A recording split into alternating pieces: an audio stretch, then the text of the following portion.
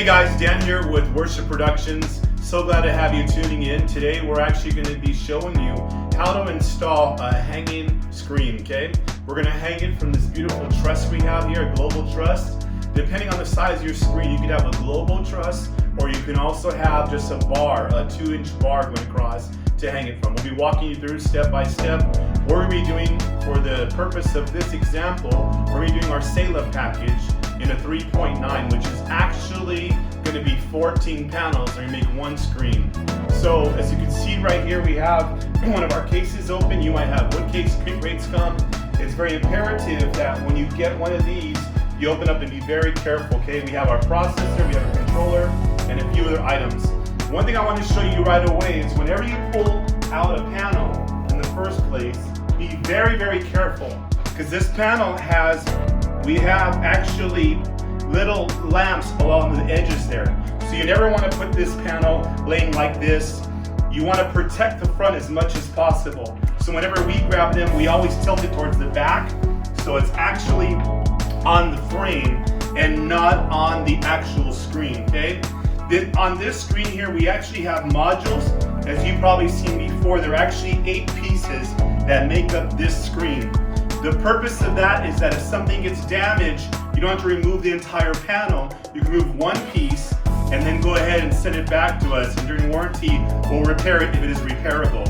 As I turn and I look at this screen here, you would see that there's actually approximately 12 screws holding on each of these modules.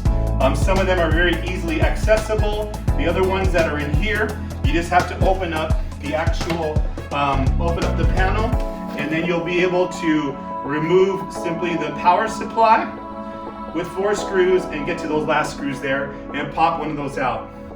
Before we begin, I do want to show you just how simple these panels are made. These particular panels have 4 important parts. One is the actual frame, and then we actually have power supply right here, power supply, and our receiving card down here, and then the actual modules, which are pieces of the front screen. So if you ever had to make a repair, power supply is very easy. 4 screws there, just unplug these and plug them back in the same way and you're good to go. Popping out a receiving card, again, very easy. So I want to let you rest assured that your screens are very easy to maintain. From the same token, you must take care of them. Once again, as I hold this panel right now, it's tilted. It's not on the front.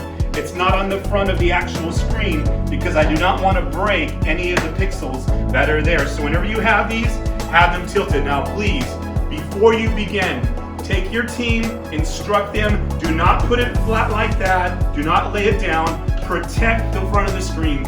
Please protect the front of the screens, okay? So you can tilt them. Also on this screen we have levers. These levers are to lock in the panels there, lock in the panels. Whenever you have these, you want to push them all the way up, and then you go counterclockwise to tying them in. If you're here pushing one, say I'm pushing this one up, and say it's on the side here, I want to push this tab so they get all the way in. We'll show you more about that right now. But we're going to assemble our screen today using a chain and also using a carabiner. So a chain and carabiner. You want to make sure when you install your screen that it's balanced.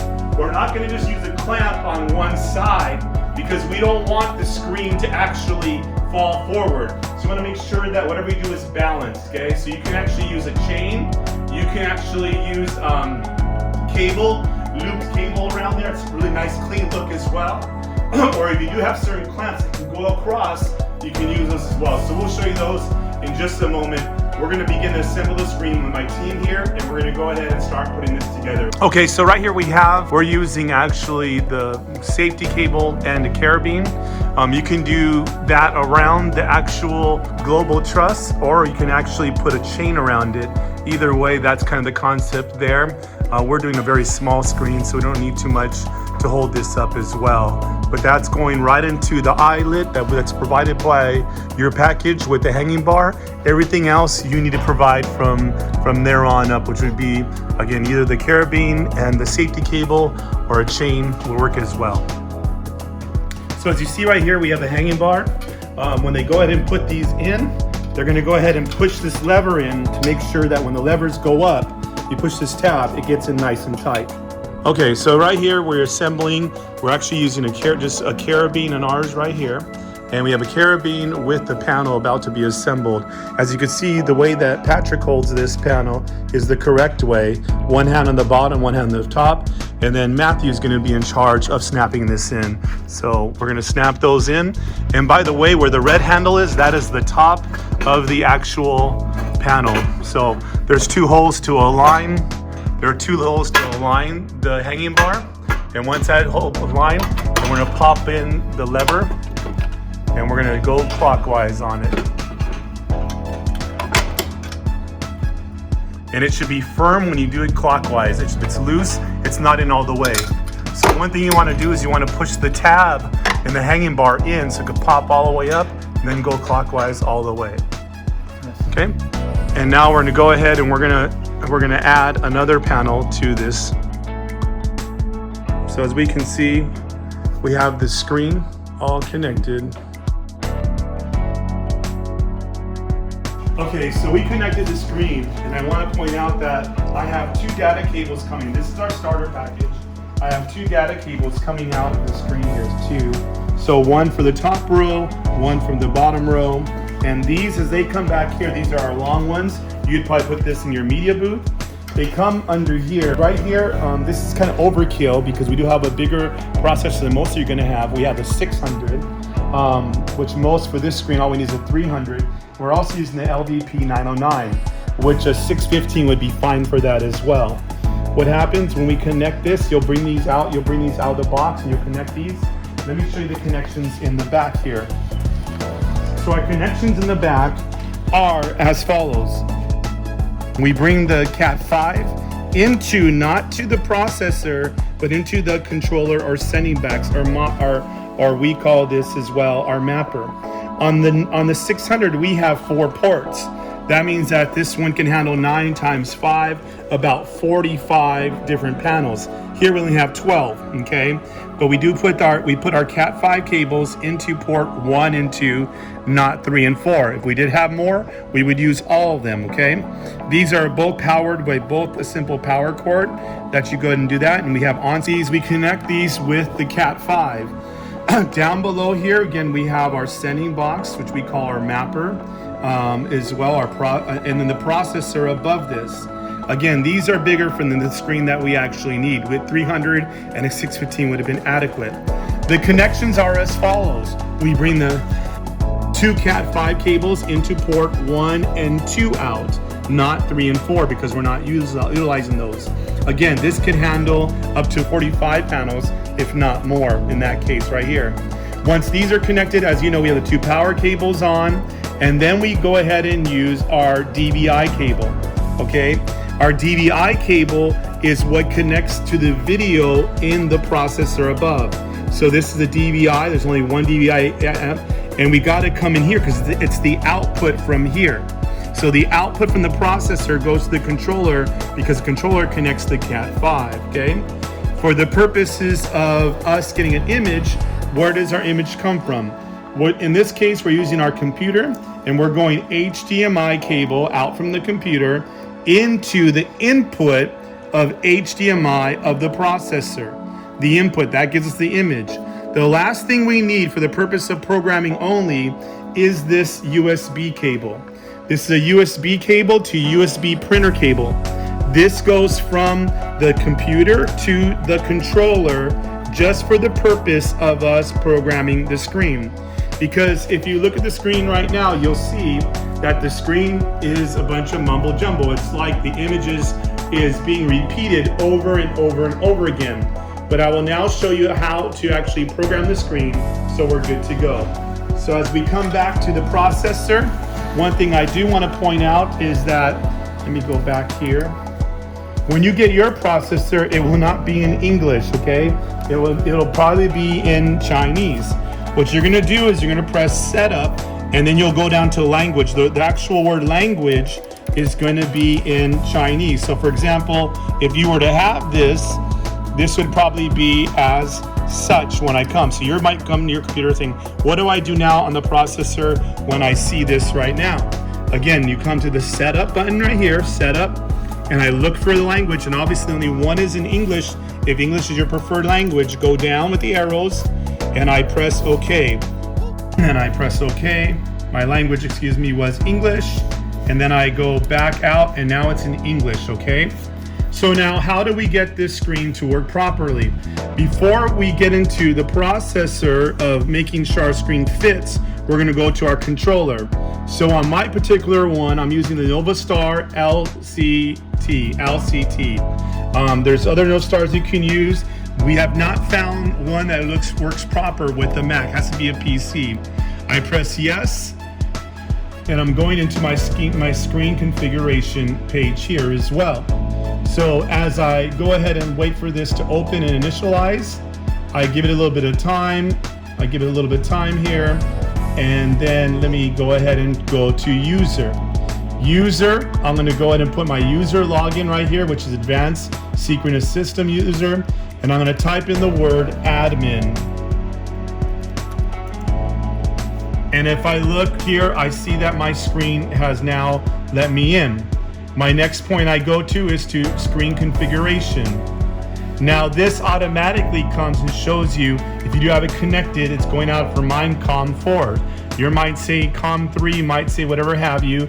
Just press next, it'll typically work for you as well. Next.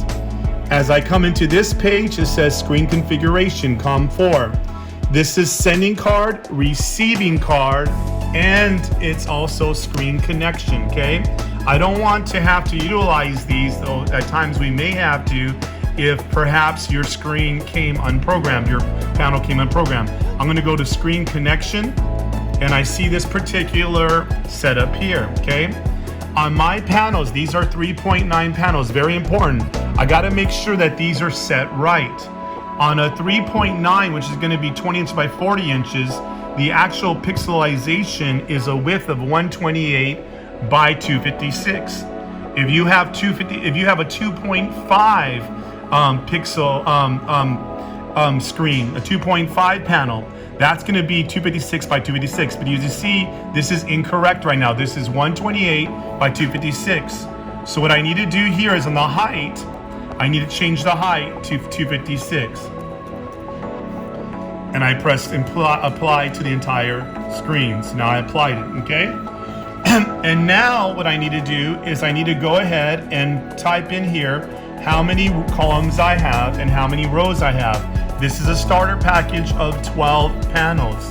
So my columns I have is going to be 6 columns by 2 rows.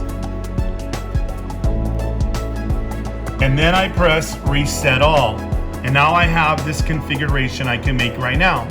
So again, if I had to guess, I didn't practice, in this particular case, I didn't label my Cat 5s, but I know how it goes. The way it's wired is this way and that way, okay? So then what happens, I make sure it is on port 1. It's on port 1 for the first one. And I'm gonna go ahead and just simply press right here and just click all the panels that I have on port 1, okay? And now I'm gonna go to port 2 for my second row, and I'm gonna press port 2, and I'm gonna go through and I'm gonna go ahead and click all my panels for port 2. Okay? And now, finally, very important now, I'm gonna press send to hardware down here, send to hardware. And it's asking me send to hardware, will I do it? Yes. I press OK. And now we look at the screen, and you'll see that the screen matches kind of my screen, okay? The screen matches my screen, so we look good, okay? If it was backwards, very simple, you can just simply go ahead and either switch these cables or put port 1 down there or port 2 down there, okay? Very, very, very important now is that we must save this 3 times, okay? You'll see that our screen is right. So I'm gonna press save to file. And I'm just gonna call this, for my sake, you might wanna call it your church screen, but let's just call it worship screen, okay? And I'm gonna press save.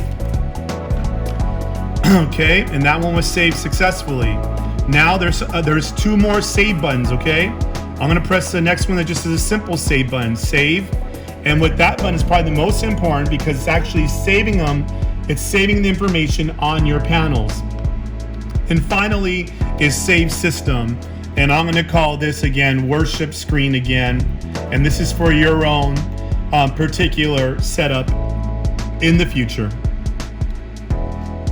And that's all saved correctly, okay? So now what that means is if I were to turn off my controller, I could turn my controller off and just to test it out, make sure that the same screen shows up. Turn that off, make sure that the same screen shows up. It's turning on right now and it'll be going up. One thing I do want to note as we're waiting for this to turn back on, I do want to note, and you can see it did set up the correct way. Now you might say that does not look like my computer screen because we still got to now scale it in the processor. You notice that this looks like only like a portion of my screen because it needs to be scaled in the processor. Do want to point out as well that your screen does not turn off simply by turning off your processor and your controller. It's imperative that you have a switch for your screen, or else you actually use perhaps a power strip as well. Remember, turn your screen off when you're not using it. You don't want to decrease the life of your screen. So now let's scale this screen the way it should be scaled because we have it all looking correct and it's looking in order, but it's not the right size. So how do we do that? We now go to our processor. So if we come to our processor, we will see, again, this is our processor, this is our controller. If you had a 300, you do the same process there. If you had a 615, it'd be the same process as well. So right here now we got to scale it in. So on this, I want you to note that the image we're receiving is a 1920 by 1080. That's the image that we are receiving, a 1920 by 1080, okay? However, our output image needs to be changed because that's the size we're receiving, but want to make sure that the output image is different, okay? So I press setup here, and it says output CFG or output image. Do not go in output CFG if you have a starter screen. Now, for bigger screens, we need to use this. And just to let you know what that would do, if you had a big screen, that would basically chop your screen into 3 different processors, which we don't need to do because this is a smaller screen, okay? You will know in your notes that when we send you your notes for your screen, we'll give you the actual file you need. What we need to go to is output image, okay? So output image, so I go down with my mapper here, go down to output image, and it says the output width is 1920 by 1080. Is that correct? It is not. So if you could tell me on a calculator, someone has a calculator real quick, we got to know what the size of our screen is. So if these panels are 128 inches wide, we need to multiply how many columns we have. So 128 times 6 gives me 768. So I got to change the width to my screen to 768. Okay, so I'm going to go ahead and bring it down. I'm going to bring it down to 768.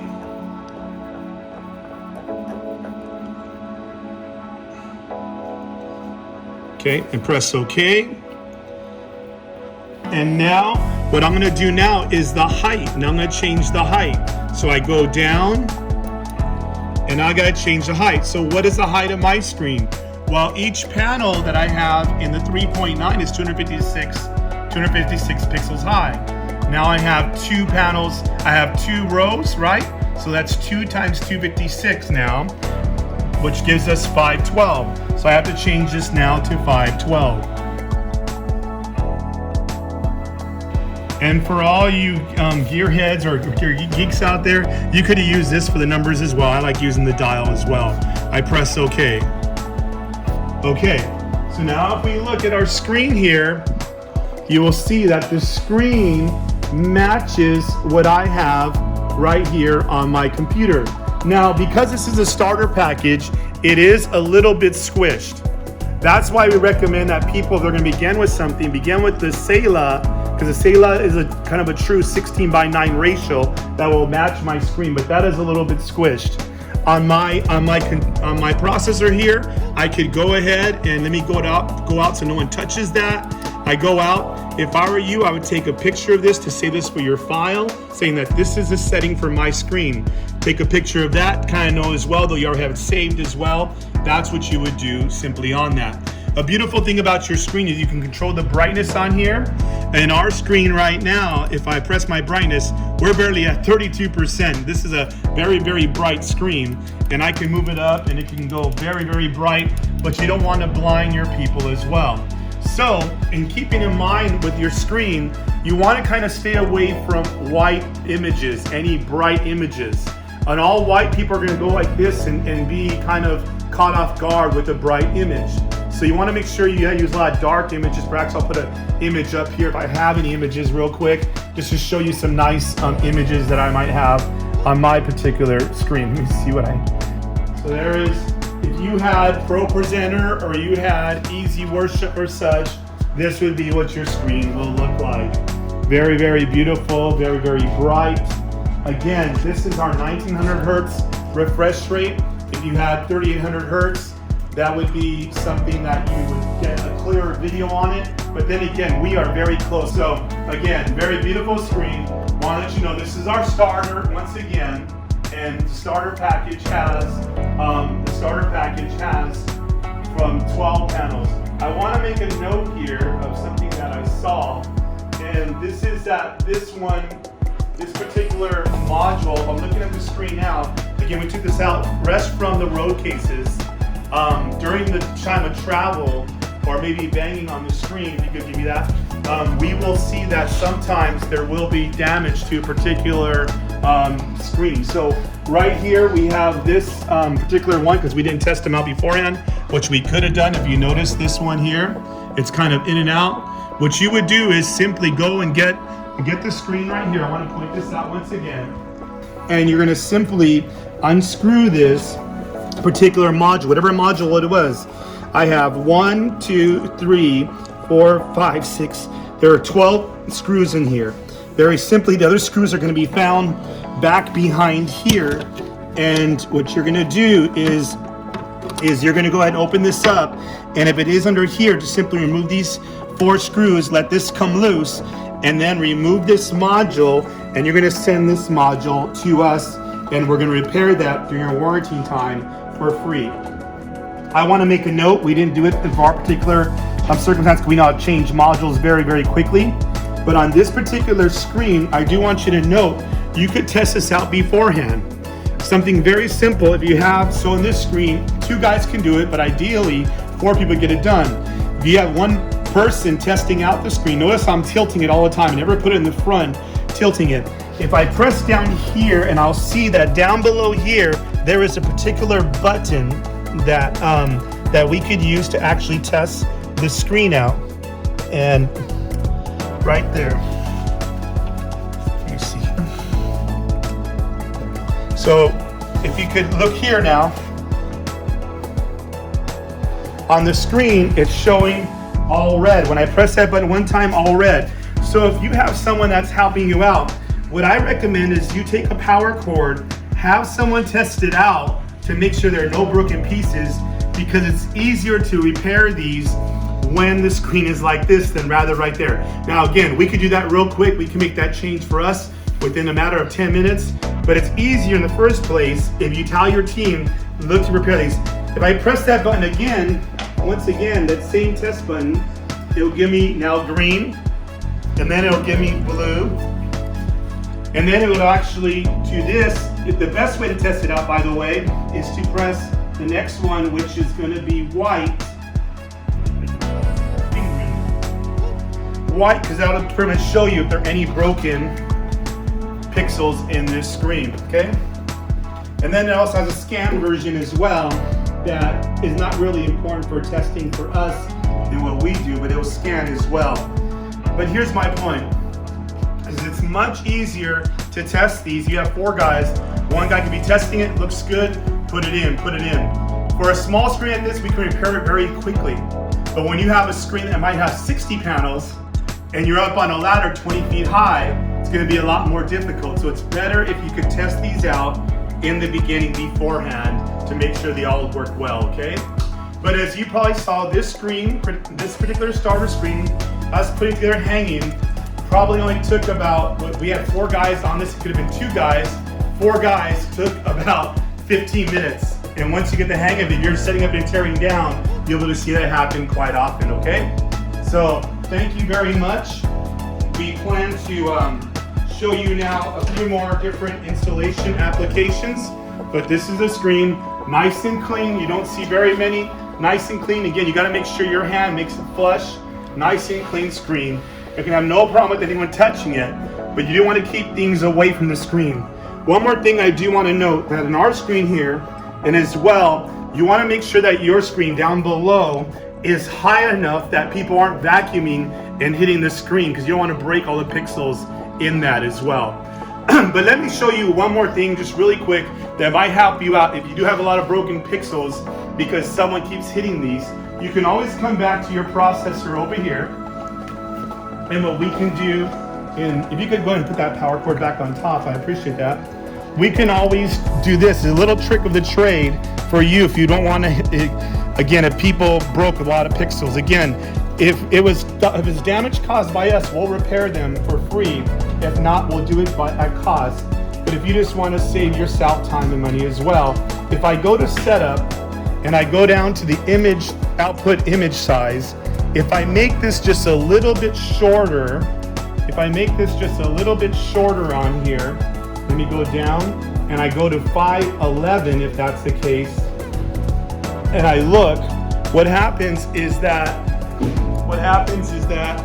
now the bottom is not going to show because the bottom's blank. If I move it even shorter, say to 500, if I go to 500 instead of 512, what it should be, and I look at 500, on the bottom over here I have a margin where these pixels aren't even showing. So there's different ways for you to make sure your screen looks nice and pretty as well. But I sometimes recommend for people to not exactly do all the way to full, so instead of doing the 512, 511 would probably be good enough for you to have for the height on the screen.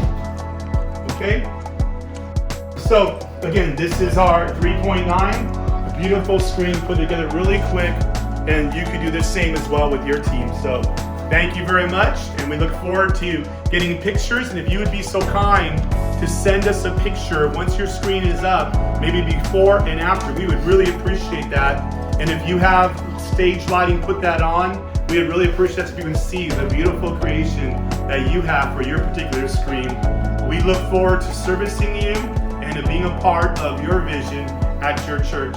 Whatever church you have, we look forward to seeing what you guys are doing on your stage, and we're just glad that Worship Productions could be a part of it in the kingdom of God. God bless you.